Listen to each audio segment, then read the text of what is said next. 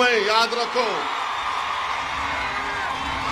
तुम्हारे इल्जामात और बीजेपी के धमकियां मेरे हौसले और अज़म को नहीं रोक सकती हैं, क्योंकि हम इस बात को ठान चुके हैं कि भारत की जमहूरियत में जो संविधान बाबा साहिब अंबेडकर ने बनाया, वो संविधान भारत के कमजोरों को, जिसमें अल्पसंख्यक समाज के मुसलमान, ईसाई, दलित और आदिवासी है।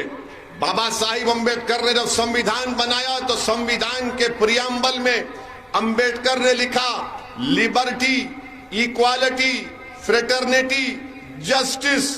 अंबेडकर ने इन तमाम कमजोर वर्गों से कहा कि देखो, मैंने तो संविधान बना दिया, अब अगर तुमको इंसाफ चाहिए, बराबरी चाहिए, तुमको फ्रेटर्निटी चाहिए, तो तुमको सियासत में हिस्सा लेकर अपनी लीडरशिप को बनाना पड़ेगा। तो मजलिस अगर कोशिश कर रही है तो अंबेडकर के उस ख्वाब को पूरा करने की कोशिश कर रही है, जो ख्वाब अंबेडकर ने संविधान बनाते वक्त प्रियम्बल में लिखा था कि लिबर्टी को हासिल करो, इक्वालिटी को, मसावात को हासिल करो, जस्टिस को हासिल करो, इंसाफ को हासिल करो, फ्रेटर्निटी को हासिल करो, भाईचारगी को पैदा करो। क्या ये काम कांग्रेस और बीजेपी करेगी? ये काम ये लोग नहीं कर सकते। ये सब यही कहते हैं कि वोट दो और गुलामी करो। हम क्या कह रहे हैं कि वोट भी दो, वोट भी लो और हुक्मरानी करो। गुलामी नहीं करना है, जमहूरियत है, लोकतंत्र है। वो जमाना खत्म हो गया बादशाहों का, नवाबों का, रजवाड़ों का। मगर आज भी ये दो नेशनल पार्टियां ये समझती हैं कि वो हुकूमत करने के लिए पैदा हुए हैं और कमजोर तबकात के लोग उनके सामने हाथ बनकर खड़े रहे। मैं हुबली ईस्ट की जनता से कह रहा हूं कि अगर आप मजलिस के उम्मीदवार को कामयाब करेंगे, दुर्गप्पा को कामयाब करेंगे, तो इंशाअल्लाह ताला मुकद्दर के फैसले आप करेंगे, कोई और बैठकर नहीं करेगा। इसीलिए मेरी आपसे दरबंदाना अपील है कि एक आप अपने डरने और घबराने की जरूरत नहीं है। आप देखते हैं कि क्या इस चुनाव में कोई ये बात कर रहा है, कांग्रेस की मिसाल ले लो आप। क्या कांग्रेस ये कह रही है कि अगर हम सरकार में आएंगे तो हिजाब का जो कानून बीजेपी ने बनाया उसको हटाएंगे? पूछो आप अपने आप से। मेरे आज के इस बयान के बाद कांग्रेस के नेता और जो अपने आप को सेकुलर लिबरल बोलते हैं, सबसे बड़े नौटंकी करने वाले ये लोग हैं। सेकुलर लिबरल तो बोलते हैं, मगर सेकुलर लिबरल का माने इनको नहीं मालूम। अरे सेकुलरिज्म और लिबरलिज्म के माने ये नहीं है कि मैं तुम्हारी तरह बन जाऊं। सेकुलरिज्म लिबरलिज्म के माने यह है कि इक्वालिटी मिले मुझे। जब मैं बात हिजाब की करूंगा तो कांग्रेस वाले बोलेंगे ओवैसी डेवलपमेंट को छोड़ के हिजाब की बात कर रहा है। मेरे लिए हिजाब डेवलपमेंट का मसला है। कैसे? मेरी बच्चियां स्कूल को जाना छोड़ दी, तालीम हासिल करना चाहती थी, तो कल कांग्रेस से बयान आएगा ओवैसी भड़काऊ भाषण दिया है, ओवैसी तनाव फैला रहा है। अरे मैं सच्चाई को बयान कर रहा हूं, मेरा गुनाह यही है कि मैं सच्चाई को बयान करता हूं। क्या तुमने कुरैश बिरादरी को बीजेपी ने फैसला लेकर कुरैश बिरादरी के कारोबार को बर्बाद नहीं कर दिया, उनको बेरोजगार नहीं किया?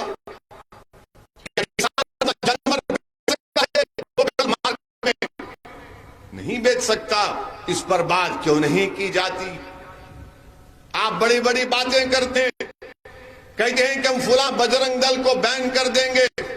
मैं कांग्रेस वालों से एक बात पूछना चाहता हूं और आपसे भी पूछना चाहता हूं। आपके हुबली में कर्नाटका के बीजेपी के माजी मुख्यमंत्री, साबिका चीफ मिनिस्टर शेट्टर साहब वो क्या कांग्रेस से निकल के बीजेपी में गए या आरएसएस से निकलकर मुख्यमंत्री बने? कहां से आए शेट्टर साहब? वो तो आरएसएस में थे ना, थे नहीं थे? बीजेपी में नहीं थे, वो बीजेपी में थे, बीजेपी के मुख्यमंत्री बने, हुबली में बीजेपी को लेकर आए, उसको मजबूत किया। बीजेपी छोड़ते कांग्रेस बोली आओ, हमारे पास सेकुलरिज्म सर्टिफिकेट की नोटरी की दुकान है, ऐसा स्टैंप मारकर को दीजिए, तुम सेकुलर। और ओवैसी कम्युनल, जो जिंदगी आरएसएस में गुजारा, जो आरएसएस की चड्डी पहन के लट फिर आया और बाद में मुख्यमंत्री भी बन गए, कांग्रेस ने सर्टिफिकेट दे दिया, आप सेकुलर है, आ जाओ। और मैं सच्चाई का बयान कर रहा हूं, नहीं ये कम्युनल है, ये कौन सा ये इंसाफ है, ये कौन सा आपके फैसले हैं? खैर बहरहाल ये अवाम देख रही है इनकी नाटक को, इनके नाटक को अवाम देख रही है। अच्छा ये बैन करते बोल रहे ना, क्या 1993 जनवरी में कांग्रेस पार्टी ने यह फैसला नहीं लिया था कि बाबरी मस्जिद को दोबारा उस मुकाम पर बनाएंगे? क्या तुमने नहीं लिया था? बताओ कांग्रेस के लोग नेताओं। अब बोलेंगे ये देखो ये उठाकर ये कर्नाटका में बाबरी मस्जिद की तरफ जा रहा है। यानी आप बोल सकते बैन करेंगे, मगर बाबरी मस्जिद कैसे गई, कौन शहीद किया, बोलो। तुमने फैसला लिया था, तुम्हारी पार्टी ने कहा था कि बाबरी मस्जिद को बनाएंगे, तुमने बनाया। कोर्ट का फैसला आया तो तुमने कहा कि बहुत अच्छा है। बताओ 1993 जनवरी में तुमने नहीं कहा था ये बात, आज कह रहे हैं कि बैन लगाएंगे। मेरे अजीज दोस्तों और बुजुर्गों, इस देश में अगर आज दलित, आदिवासी, अल्पसंख्यक समाज का मुसलमान अगर परेशान है तो यकीनन बीजेपी आरएसएस की आइडियोलॉजी की वजह से, मगर उसमें उतना ही रोल कांग्रेस पार्टी का भी है, उसमें उतना ही रोल कांग्रेस पार्टी का है। अगर आज आप समझ रहे हैं कि लोग जो बोल रहे हैं करेंगे, याद रखो मजबूरी की हालत में वोट मत दो, मजबूरी की हालत में कांग्रेस को वोट मत दो। कल तक आप देते थे क्योंकि कोई मुतबादिल विकल्प नहीं था। आज आपके दरमियान में ओवैसी खड़े होकर आपसे भीख मांग रहा है कि मुझे वोट दो, मुझे कामयाब करो। आपको मजबूरी की हालत में वोट नहीं देना है, उम्मीद की बुनियाद पर मजलिस का साथ दो। बेखौफ होकर आप 10 मई के दिन दुर्गप्पा बिजावाड़ को वोट दीजिए। कांग्रेस ये समझती है कि कहां जाएंगे ये टोपी वाले, ये दाढ़ी वाले कहां जाएंगे हमको छोड़ के। अरे हम क्या तुम्हारे कैदी हैं? हम क्या तुमसे या मोदी से डरने वाले हैं कि हम तुमको ही वोट देंगे? अच्छा मुझ पर इल्जाम लगाते हैं 2019 का लोकसभा का चुनाव मैं एक सीट नहीं लड़ा, 25 लोकसभा की सीट है कर्नाटका में, एक पर कांग्रेस जीती, वो भी डीके के भाई जीते, बाकी के पूरे हार गए, मैं हराया। अरे आप मेरे को इतना मर्द समझ रहे हैं तो आप क्यों नहीं मर्द बनते? हराओ ना बीजेपी को,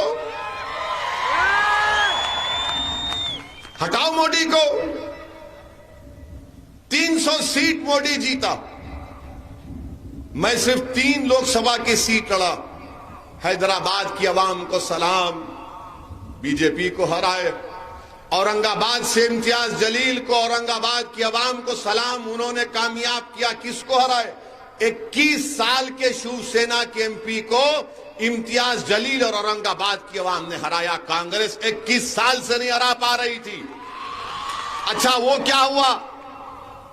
जब महाराष्ट्र के असेंबली का इलेक्शन हो रहा था तो कांग्रेस पार्टी पुकार कर मुझे गाली दे रही थी, ओवैसी को मत सुनो, शेरवानी परेशानी है, ओवैसी का साथ मत दो, ओवैसी शिवसेना से मिला हुआ है, और जब चुनाव हो गए, नतीजे आया, तो मुझे देखकर हैरत हुई। कांग्रेस, शिवसेना और शरद पवार साहब बैठकर मिठाई खा रहे थे। तीनों के तीनों मिलकर मैरिज कर लिए। शादी 2 में होती थी, ये 3 में हो गई पहली मर्तबा। जमाना तरक्की कर रहा है, बर्बादी की तरफ जा रहा है। 3 मिलके शादी कर लिए, मगर ओवैसी कम्युनल है। ये कांग्रेस पार्टी आपके लिए।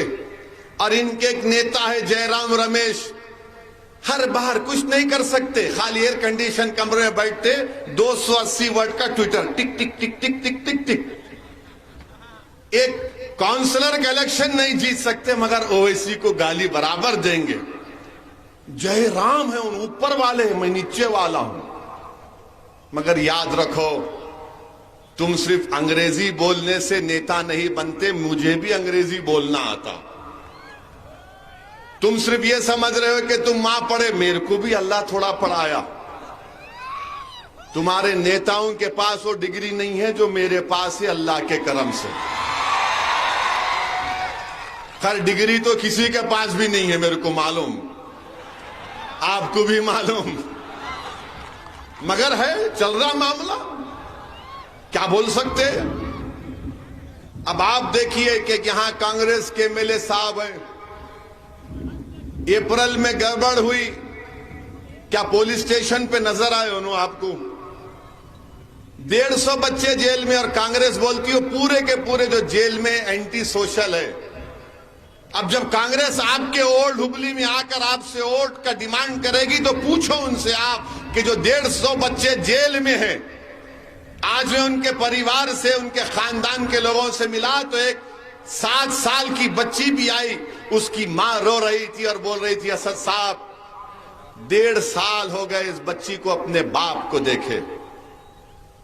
और आप उनको एंटी सोशल बोलते हो उन लोगों को। उनका जुर्म क्या था? अगर तुम्हारा एमएलए पुलिस स्टेशन को चला जाता तो वो लोग जमा नहीं होते वहां पर, मगर नहीं गए। आज कौन से कानून में वो लोग जेल में? यूएपीए।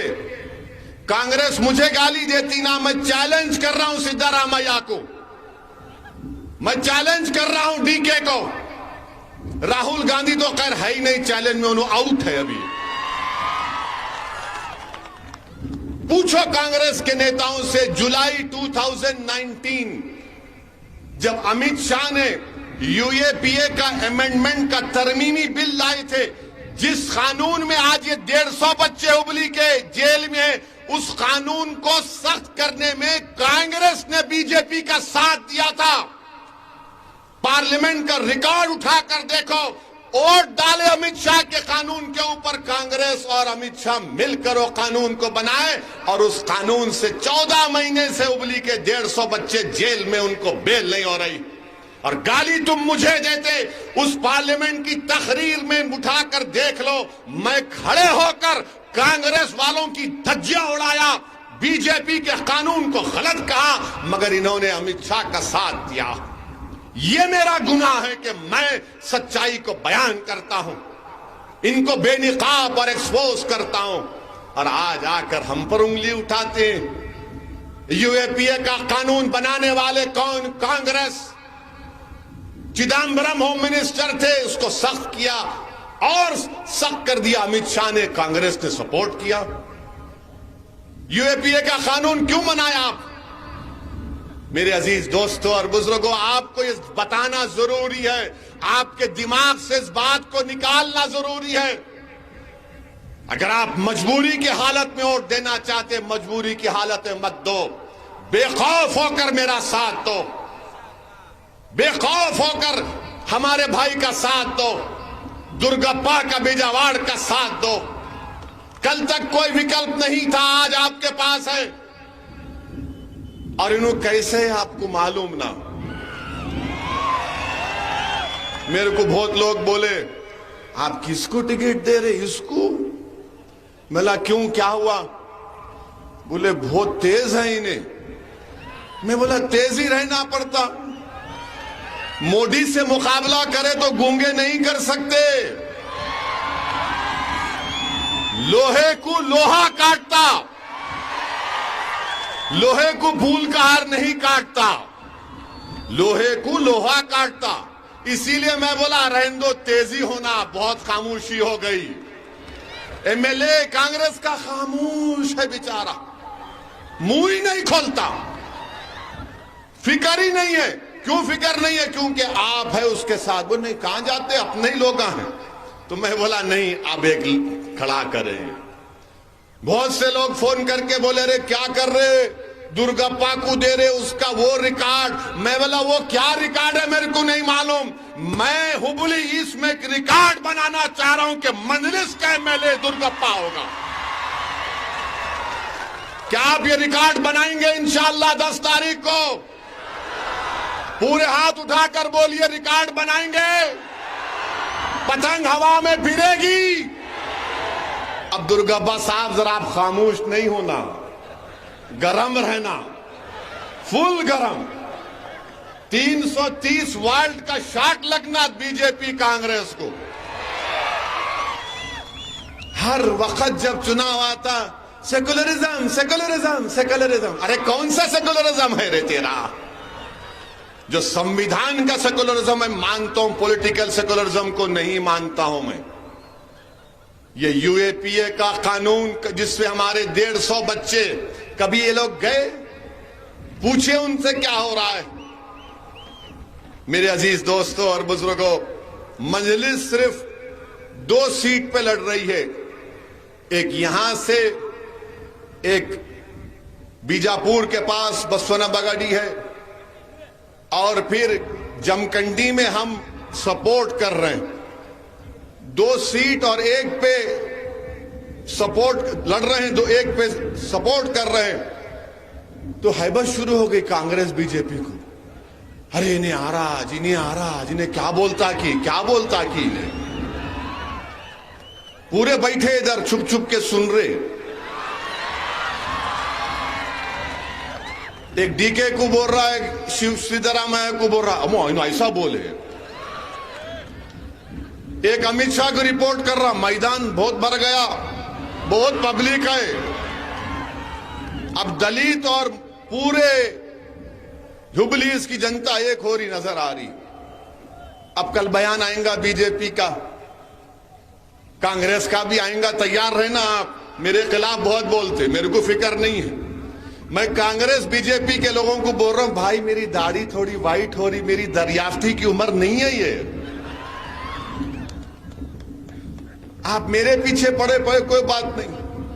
तो मेरे अजीज दोस्तों और बुजुर्गों, बीजेपी की सरकार बनी, कांग्रेस के एमएलए बीजेपी में चले गए। येदियुरप्पा में मुख्यमंत्री बन गए, बाद में अब बोम्मई बने। और माशाल्लाह से 5 साल में इतना खाए बीजेपी वाले, ओफ माने छोड़े नहीं किसी को। लोग बोल रहे 40%, मैं तो बोल रहा हूं 40 का बाबू रिकॉर्ड तोड़। मोदी जी बोले ना खाऊंगा ना खाने दूंगा, मगर कर्नाटका में यहां लगा कि मैं ही खाऊंगा और कोई नहीं खाएगा। दबा के खाए, जिस कुछ भी बस नहीं हो रहा। वो दक्षिणी उर्दू में बोलते हैं, गारत का गड़ा भरता ही नहीं है, खाए जा रहा, इतना खाए। किसानों को फर्टिलाइजर नहीं, नौजवानों को नौकरी नहीं, कीमती आसमानों को छू रही है, मगर लव जिहाद पे बात करेंगे। अब इनका एक कैंडिडेट है बीजेपी का, बीजापुर का, वो क्या बोल रहा कि ठाए कहते, ठाए गोली मार देना कहते, गोली मारते। मोदी जी ये गोली क्या आपका, क्या है आपके पार्टी के कैंडिडेट है क्या है? मैं गोली ऐसा कर रही हूं, रोड पर ही फैसला कर देना। बाबू, हम गोलियों से डरने वालों का नाम असदुद्दीन ओवैसी नहीं है। हम उसके जानशीन हैं जिसने अंग्रेजों के सामने सर झुकाना पसंद नहीं किया, अपनी गर्दन पर गोली ली और अंग्रेजों को कहा कि डरने वाले हम नहीं हैं। अरे हम उनको मानने वाले हैं, तुम्हारी गोली से कहां डरते? कितने गोलियां मारोगे बोलो? 1 2 3 4 5 6 7 8 9 10 कितने मारते गोली तुम? तुम गोली मारने में भरोसा करते, हम दिल जीतने वालों का नाम मजलिस है और हम मरने को तैयार है जब वक्त लिखा जाना है। मगर आपकी ये पॉलिसी क्या है? चुनाव आया तो गोली मारेंगे। बताइए, आप और मोदी जी बोलते मेरे को गालियां दे रहे, मेरे को गालियां दे रहे, मेरे को गाली दे रहे। अरे ये आपका जो कैंडिडेट बोल रहा है उस पर क्या बोलेंगे? कुछ नहीं बोलेंगे। बीजेपी सरकार बनी कर्नाटका में, कर्नाटका को बर्बाद करके रख दिए, कर्नाटका को बर्बाद करके रख दिए। कुछ डेवलपमेंट का काम नहीं। इसीलिए आज आपसे अपील कर रहा हूं कि आप 10 तारीख के दिन एक अच्छा फैसला लीजिए। हुबली ईस्ट की हर जनता से, वोटर से मैं अपील कर रहा हूं कि आप इस बार हमारे कैंडिडेट का साथ दीजिए। इनके साथ हुबली की पूरी जनता इनके साथ है। अगर आज आप फैसला कर लेंगे तो इंशाअल्लाह ताला एक बड़ी मेजॉरिटी से मजलिस के उम्मीदवार हमारे दुर्गप्पा बिजावाड़ की एक बड़ी कामयाबी हो सकती है। मेरी आप तमाम से गुजारिश है, अपने वोट को जाय होने मत दीजिए। और जो 150 बच्चे हमारे जेल में हैं, इंशाअल्लाह ताला लतीफ खां पठान जानते हैं, हम कोशिश कर रहे हैं कानूनी तौर पर। अगर सुप्रीम कोर्ट भी जाना पड़ा तो इंशाअल्लाह कोशिश करेंगे, मगर उन बच्चों को निकालना जरूरी है। और जो 150 बच्चे जेल में हैं, हम अल्लाह से दुआ भी करते हैं कि अल्लाह तू उन पर रहम फरमा और उनको जल्द से जल्द उनकी रिहाई अमल में लाई जाए। और हम पुकार कर कहते हैं उन लोगों को जो जेल की सलाखों के पीछे है कि तुम अपने हौसलों को बुलंद रखो। सिर्फ मैं नहीं, आप तमाम उनके साथ है ना? आप तमाम उन 150 के साथ है नहीं है? बोलो मेरे को आप। अल्हम्दुलिल्लाह आपका ये मुजाहरा उन खानदानों को एक हौसला और हिम्मत दिलाएगा। और मैं आपको बता रहा हूं कि अभी एक ही हमारा पब्लिक मीटिंग, अब एक और जलसा 6 तारीख को 6 मई को ओल्ड हुबली में होगा। Will you come? आप आएंगे ना? आएंगे नहीं आएंगे? पूरी आएंगे ना? और फिर 7 तारीख को पैदल पदयात्रा है। कहां से है ये?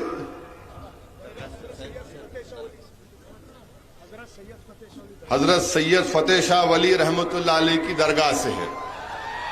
आइए जरा साथ चलेंगे, मिलके चलेंगे, एक जलजला पैदा करेंगे, इत्तेहाद का मुजाहरा करेंगे। और चलते चलते जिसको सेल्फी लेना है ले लेना, मगर वोट भी डालना, वोट भी डालना। नौजवानों से अपील कर रहा हूं कि सुबह सुबह अपने घर से निकल के पहले अपना वोट डालो, उसके बाद अपने घर वालों को लेके जाओ, फिर अपने दोस्तों को फोन करके बोला डाला नहीं डाला पतंग को वोट। पोलिंग परसेंटेज को बढ़ाइए, दुर्गप्पा को कामयाब करिए। ये आपका उम्मीदवार है। इनकी कामयाबी के बाद मैं जिम्मेदारी लूंगा हुबली ईस्ट की। आऊंगा यहां पर, देखूंगा कि दुर्गप्पा बिजावाड़ काम कर रहे नहीं कर रहे। मगर मेरी आपसे अपील है कि आप मुत्तहिदा तौर पर हुबली ईस्ट की जनता के लिए, इस विधानसभा की कामयाबी के लिए आप दुर्गप्पा बिजावाड़ को पतंग के निशान पर बटन दबाकर कामयाब करिए। बहुत बहुत शुक्रिया। अस्सलाम वालेकुम व रहमतुल्लाहि व बरकातहू।